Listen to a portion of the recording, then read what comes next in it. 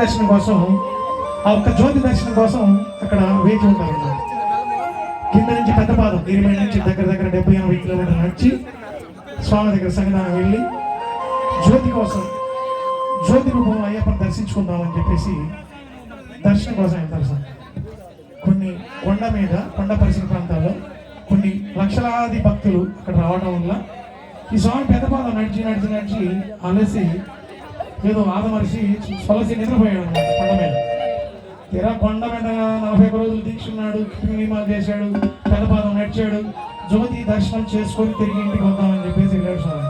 వెళ్ళిన తర్వాత ఆ ఒత్తిడితోటి నిద్రపోయాడు స్వామి. నిద్రపోతే ఏమైందంటే ఆ జ్యోతి దర్శనం కాలేదు, అయిపోయింది, ఆరాధీతం అయిపోయింది.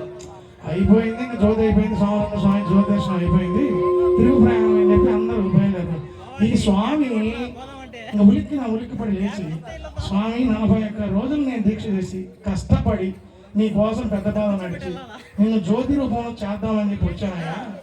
నేను కొండలంతా తిరుగుతున్నాను, నువ్వు ఎక్కడ కనపడలేదు, నాకు ఎక్కడున్నావా స్వామి అని చెప్పి తిరిగి చెట్టనక పుట్టనక కొండ మొత్తం తిరిగాడు.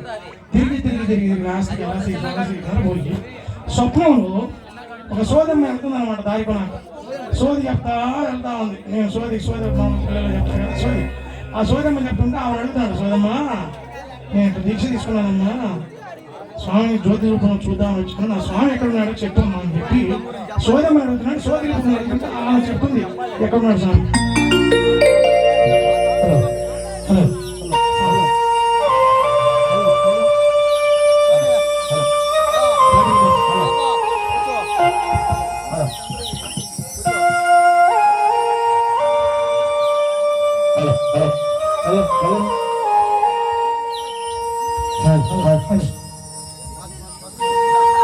సోదమ్మా